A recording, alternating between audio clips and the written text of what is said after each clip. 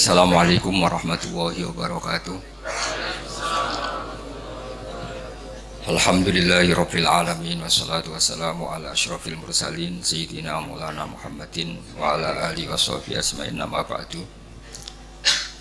Ingkang sangat kula hormati sedanten keluarga Syekhina Kyai Haji Maimun Zubair, sedanten mawon guru-guru kita semua, Syekhina Abdul bin Ubab, Syekhina Muhammad Naji, sedanten putra-putra Ibn Mbah ingkang kula hormati. Saya ini bahasa Indonesia nih kersane sing maduran. Saya itu lama sekali nulis tentang Al-Intisar Limadzahibi Syekh. Memang saya tidak niat saya kitabkan atau saya bukukan, tapi lama sekali kita semua tentu mendengar khas-khas madhab Syekhina yang mungkin secara mainstream ya, secara lazimnya para kiai itu kurang dicocoki. Tapi saya pastikan madhab beliau adalah sangat kuat, baik min haitsus sanad maupun min haitsul manhaj, baik secara sanad maupun secara manhaj. Saya nanti pastikan beberapa kitab, utamanya kitab Ihya nanti saya baca. Bukan niat menggurui, tapi memang saya dan jenengan ini utamanya santri-santri, tentu saya tidak punya niat ngandani para kiai atau memberitahu para kiai, tapi ini utamanya anak-anak.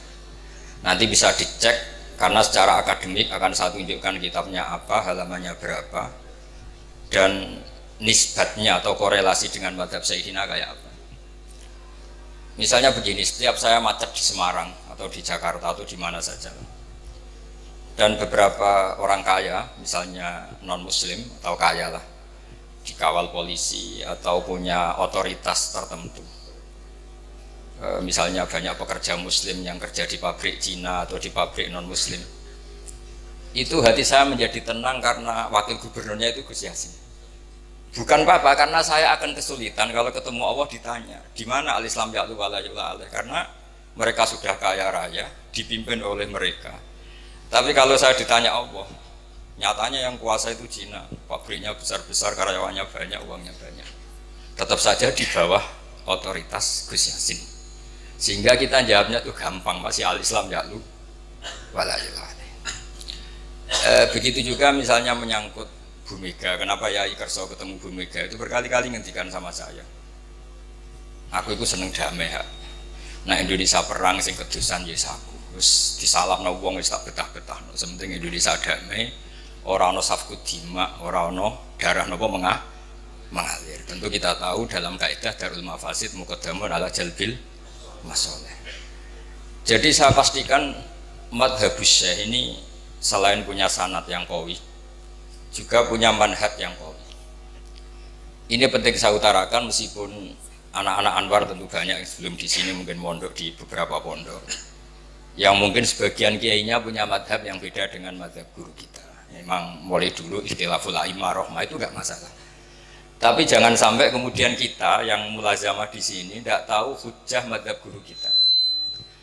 Maka saya berharap sekali dan senang sekali ketika Kyai Haji Muhammad Naji suka nulis dan saya sering baca tulisannya.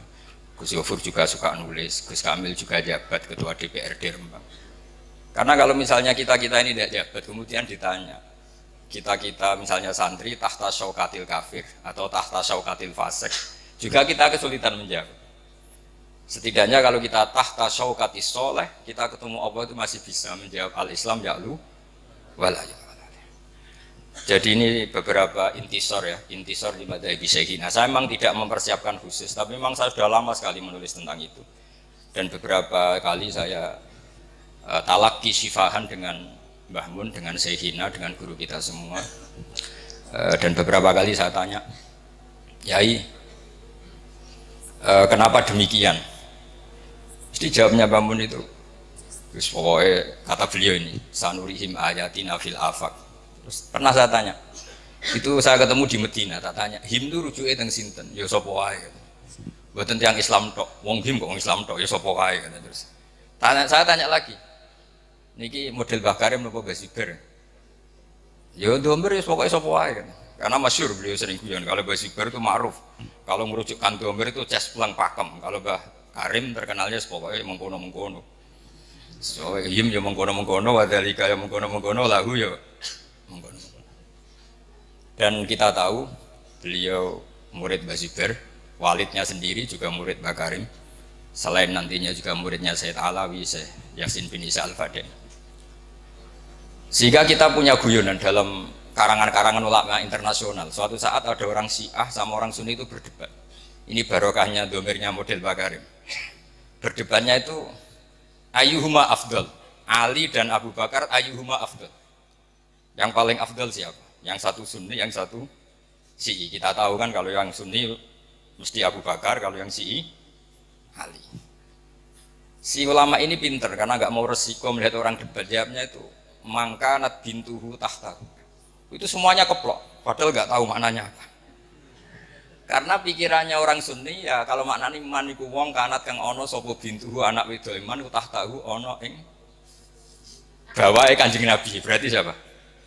Abu Bakar fa inna Aisyata tahta yadi Rasulillah sallallahu alaihi wasallam. Tapi perasaannya orang Syiah itu man iku wong kanat kang ono sapa bintuhu putrine Nabi ku tahtahu ono ing ngisore man. Berarti siapa?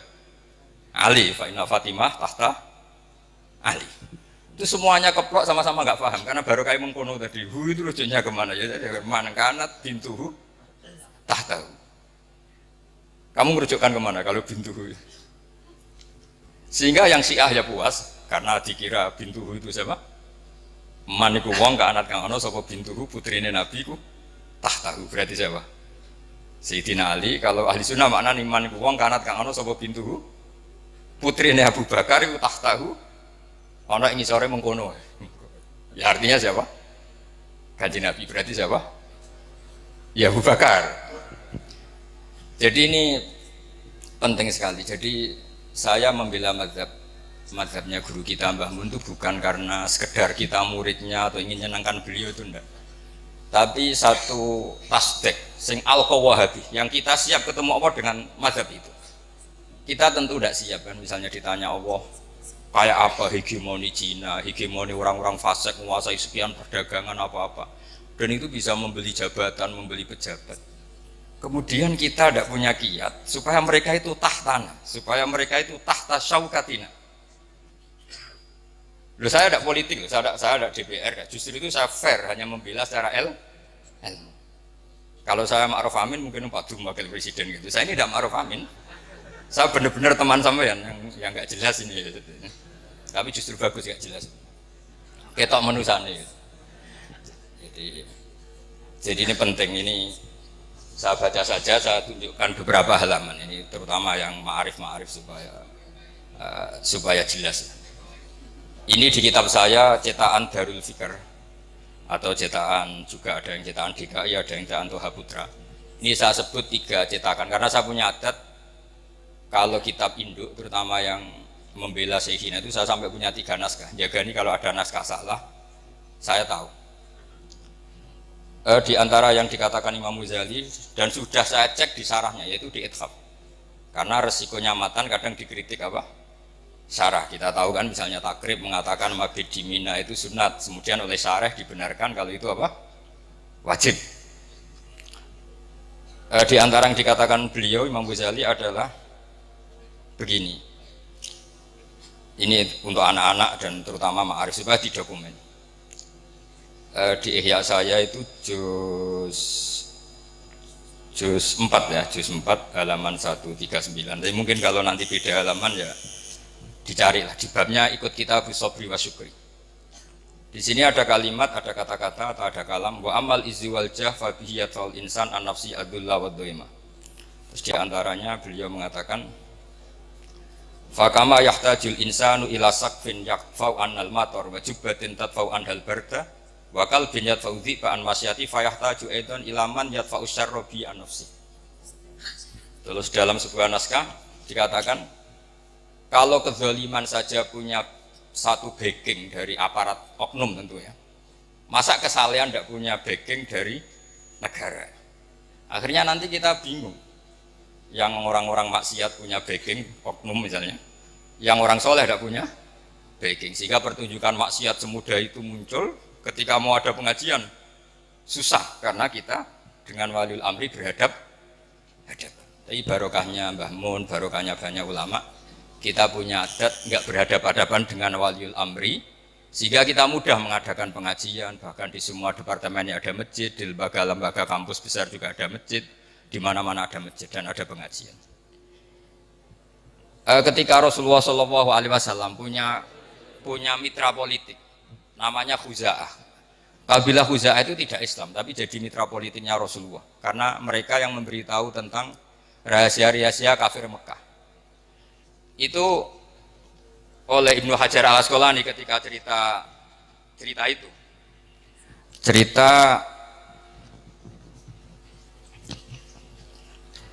monggo dideraken.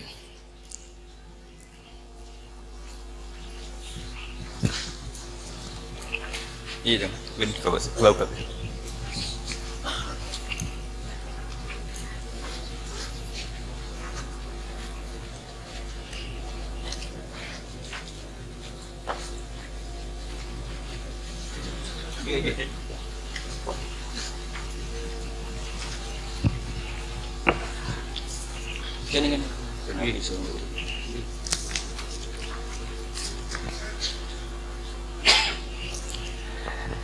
Saya ulang lagi bahwa yang dilakukan Syekhina itu bukan sekedar lahu manhajun sahih, tapi memang ada sanad yang qawi.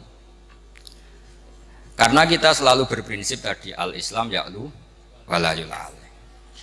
Dengan melihat Jakarta gaduh kayak gitu, melihat Semarang orang-orang kaya non muslim, orang-orang nggak sholat, punya kekuasaan karena kaya raya. Lalu ketika kita ditanya, sudahkah melakukan proyek atau program al-Islam ya'lu? Tentu kita kebingungan. Tapi kalau mereka tahta syaukatina, karena kita punya Gus Yasin, di Rembang punya Gus Kamil, itu enak. Begitu juga tentang publik.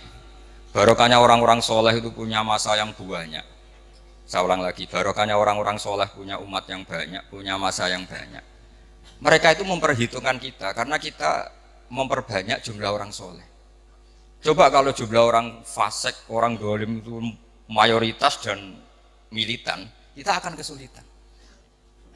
Makanya Rasulullah itu mewanti-wanti, jangan sampai kalian semua atau siapa saja orang Islam itu man katsara sawada qaumin fa huwa minhum. Tapi barokahnya Habib Syekh misalnya, kalau konser kayak gitu orang banyak kiai yang punya umat banyak. Itu orang fasik apa macam-macam yo mikir pemerintah nak penyalon presiden, iso takobal wa minkum takobal ya garing mana. Tapi kalau kita misalnya tadi ngajinya sufi tapi nggak mau ilmu, kiai para pejabat paling duit tok, golek pengaruh, golek syuhrat tok. Nah, itu resikonya sufi tanpa ilmu.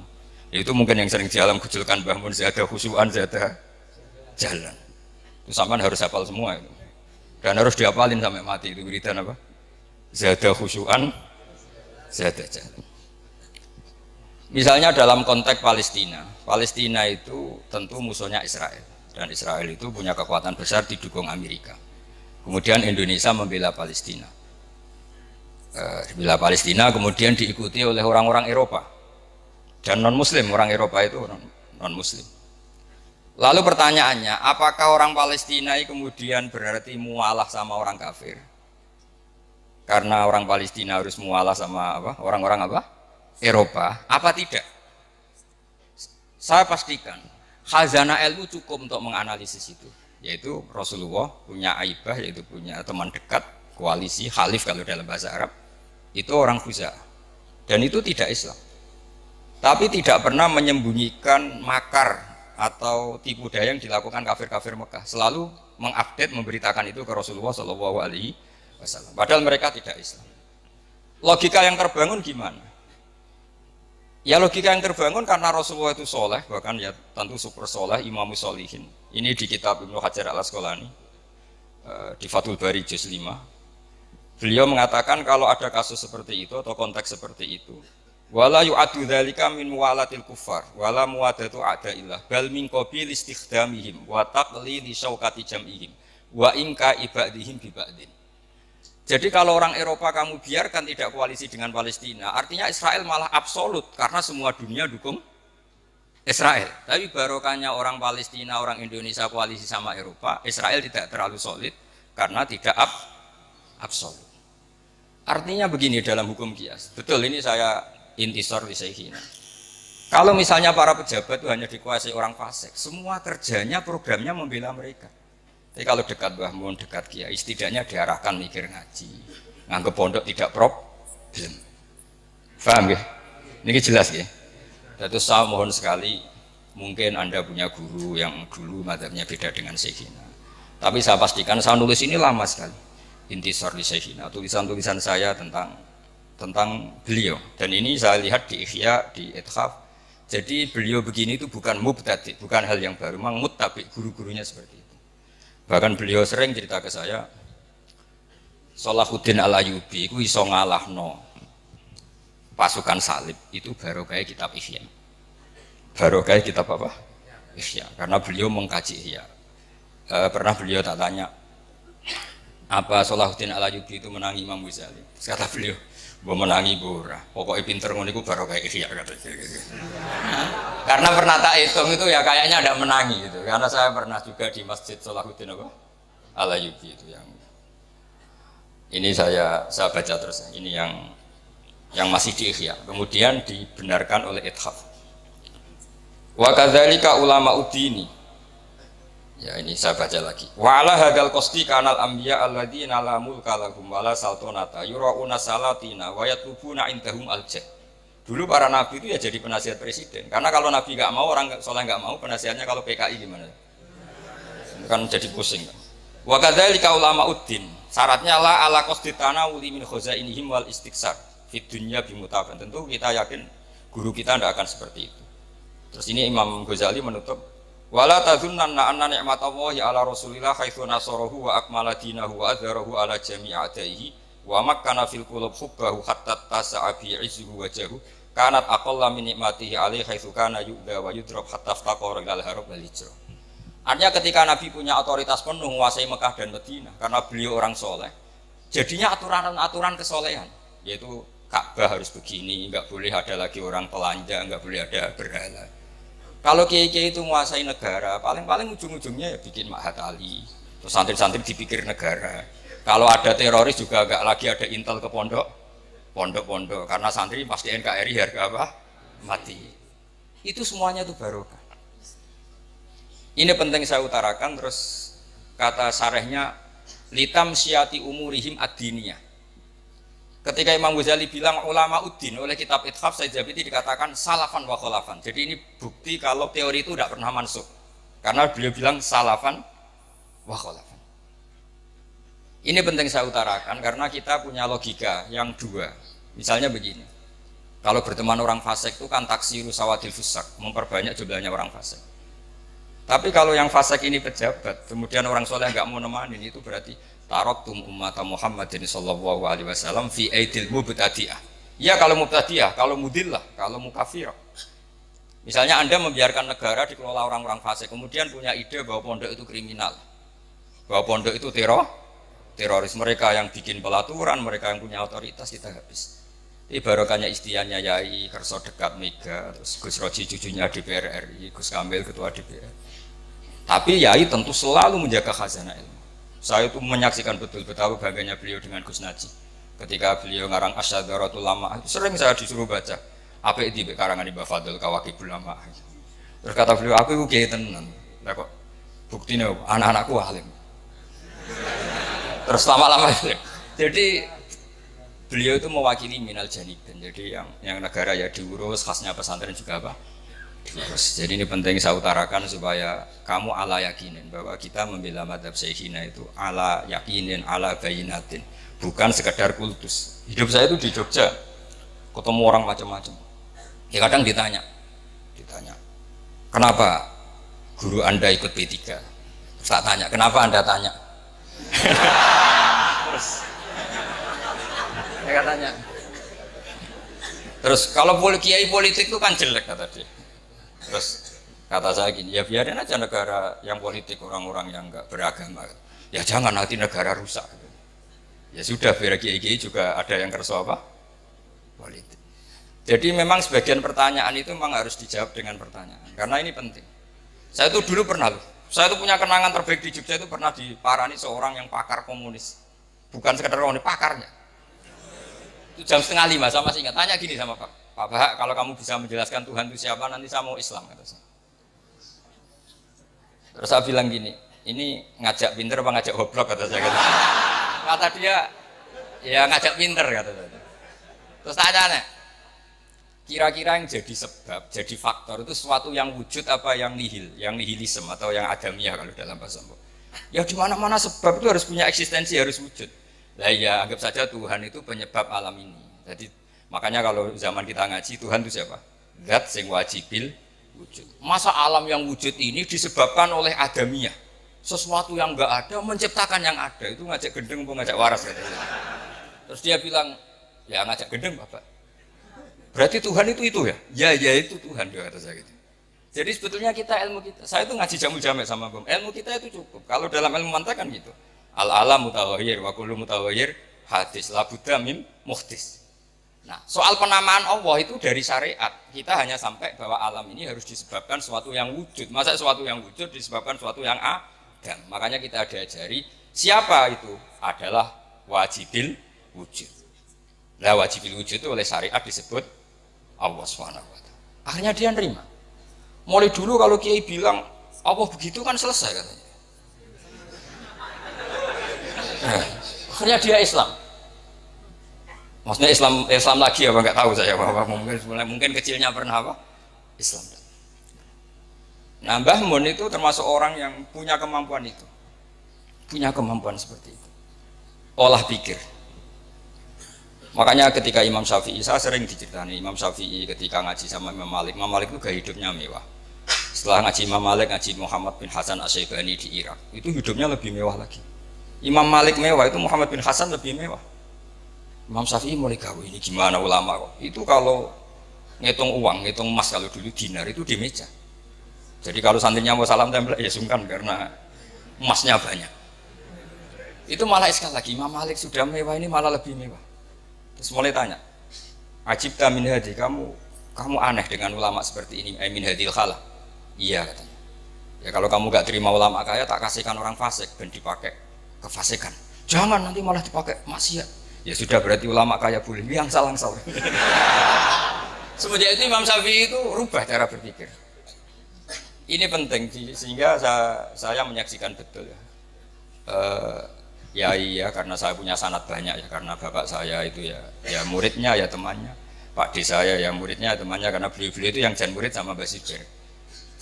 Jadi si Mbah Sahal juga sebelum wafat sering ketemu saya kalau cerita Mbah Sibir. Jadi kita punya insya Allah punya sanad yang baik. Makanya jenengan harus bangga. Jadi muridnya Syekhina Kiai apa? Memang saya itu marhafid kalau muji Mbah Mun Sundul Langit karena beliau yang menangi Sayyid Alawi. Saya bisa tafsir begini ya barokahnya Mbah Mun, karena Mbah Mun itu nggak pernah nggak ngendikan ulumul Quran. Mulai saya ngaji di MGS waktu Khobir sampai di pondok, karena beliau muridnya Sayyid apa? Alawi. Sayyid Alawi itu ahli tafsir, termasuk yang bikin Hasyiah Faidul apa? Khobir. Terus juga punya murid Syekh Habib Salim Asy-Syatiri yang ngarang apa? Al-Fawaid apa? Asy-Syatiriyah atau An-Nafahat Al-Haramiyah. Itu kelihatan sekali betapa ilmu tafsir itu dekat sekali dengan Sayyid Alawi. Dan kita punya sanad Ali karena setelah Mbah Mun langsung Sayyid siapa? Sayyid Alawi. Makanya saya jenengan semua harus ikut bersyukur. Tapi saya mohon mencintai kiai itu yang benar-benar karena bayinah. Qul inni ala bayyinati mir rabbi, sehingga semuanya ini umatnya Rasulullah. Sehingga Mbah Mun mau ngurusi orang yang macam-macam. Jangan kamu mengklasifikasi orang gitu kok diurusi, orang itu kok diurusi, itu makom sampai. Mungkin kalau air tidak dua kolah kena najis ikut apa? Makamnya Mbah Mun itu sudah lautan, kenapa apa saja sudah ada najis kira-kira gitu. Ya kira-kira gitu. Assalamualaikum warahmatullahi wabarakatuh.